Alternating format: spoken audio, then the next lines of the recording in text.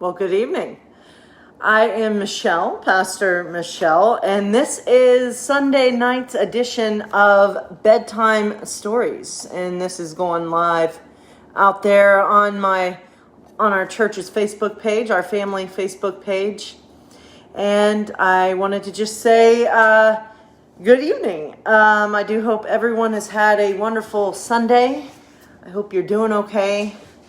And I do hope it's been a good week for you. I'm actually, if you can tell, I'm at a different house and I am watching my brother's dog. So just hanging out there, and I gotta say it feels very good in here. They've got the air on a very low setting, which I love, and it feels amazing in the house. My brother and I are very similar. I believe it's my brother, probably, not his wife, my sister-in-law. But we both really like it to be nice and cold. So if I had it my way at our house, I would have it at like 68, 67. No joke. Anyway, you didn't need to hear all that, but I just thought I would share. Tonight is our double feature night for the bedtime stories. And so tonight we will have a story from my Disney book of stories. And we will also have a Bible story from this Adventure Bible.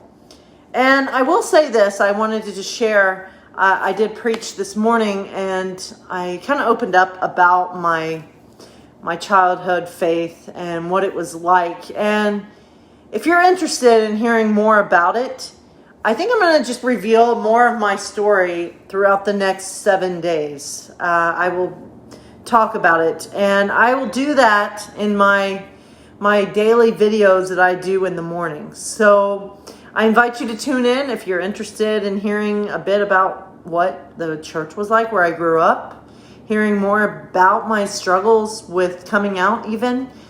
So I invite you to listen.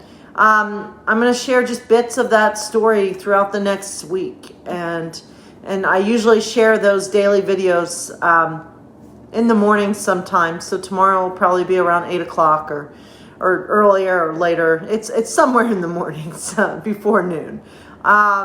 So anyway, so if you're interested, I was thinking about even doing a podcast, but I'll try it this way first. I don't know if I want to try that venture yet. I just want to kind of talk a little bit about it throughout the week. It was very therapeutic for me to share a little bit of my story today, even in my sermon.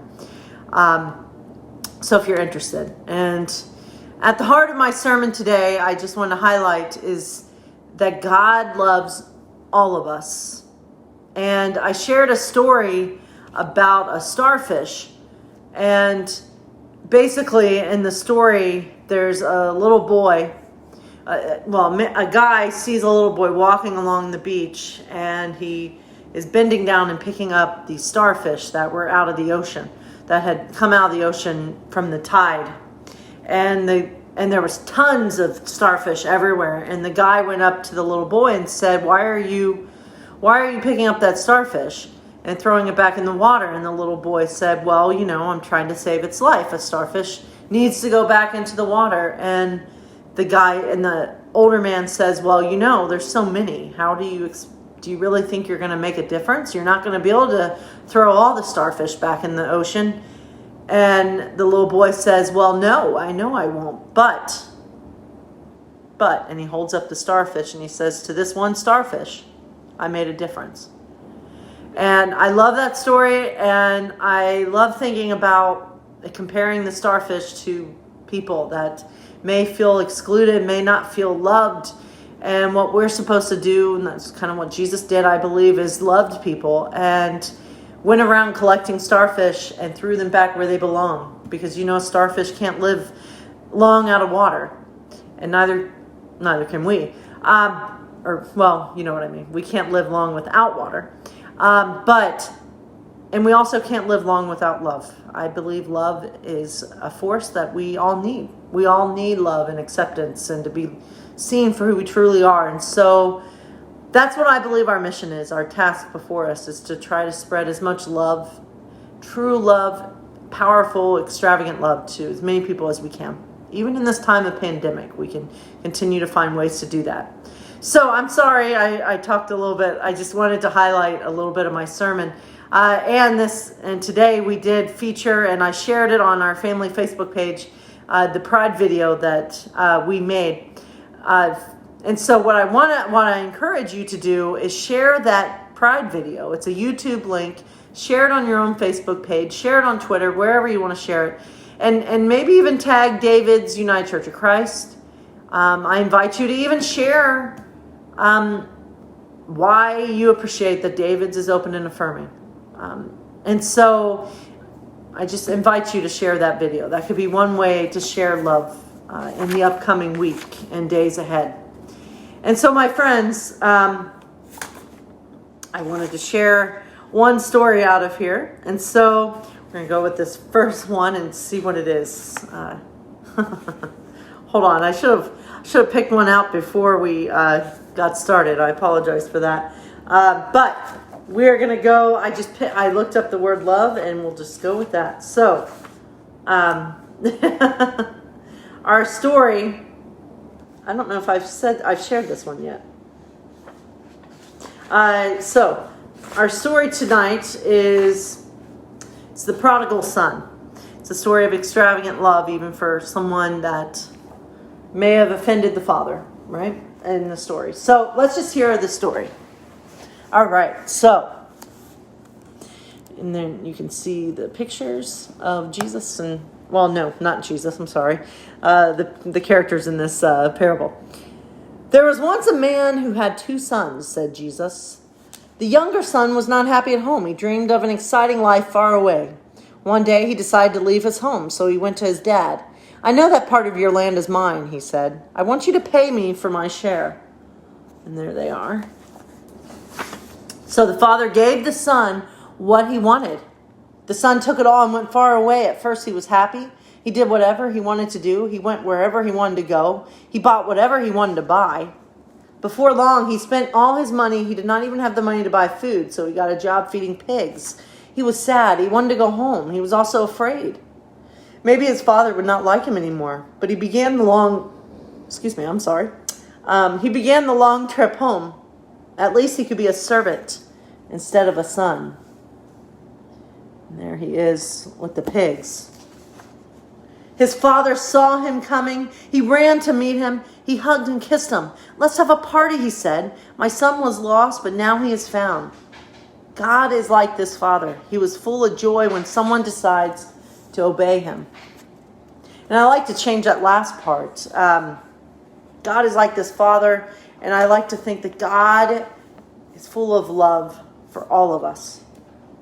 And not just when we do good things. God loves us all the time. God loves us even when we're at our worst. God loves us even at our best. And so that's an important reminder for us, I think. Just to remember that we are forever and completely loved. So tonight's story is called Rapunzel Finds a Friend. The story from this book. And so I wanted to switch gears from the Bible to a Disney story. So Rapunzel finds... Larry, what are you doing? Sorry, that's the dog, my brother's dog. I just feel like he's doing something. Larry, come here! He doesn't want to be on TV, on live video. Sorry, I hear him doing something. All right, so Rapunzel finds a friend. And this is from the Disney classic Tangled. Long before Rapunzel knew she was a princess, she was a lonely little girl. Mother Gothel often left Rapunzel for days, and the only creatures that crossed her path were butterflies, bees, and the occasional bird. Bees do not like hugs. Butterflies are notoriously skittish. And no matter how many seeds Rapunzel gave them, the birds never stuck around very long. Since friends were scarce, Rapunzel did the next best thing. She filled each day with a new activity. She tried painting, but her finished artwork didn't look as good as what she had imagined. Next, she tried baking, but her cake came out burned and black. Finally, Rapunzel tried gardening, but her seeds didn't sprout. Worst day ever, said Rapunzel. I can't bake, I can't paint, and I can't grow even one strawberry. Suddenly, Rapunzel noticed a strange pattern in the dirt. Looking closer, she realized it was footprints. Let's see where else they show up. Few hours later, she found the same prince in her paint. When the prince appeared in her flower, Rapunzel knew that something was up. This is indeed a mystery. From then on, whenever Rapunzel created art, she spilled a little paint. Whenever she baked, she scattered a little flour. Whenever she gardened, she sprinkled a little dirt.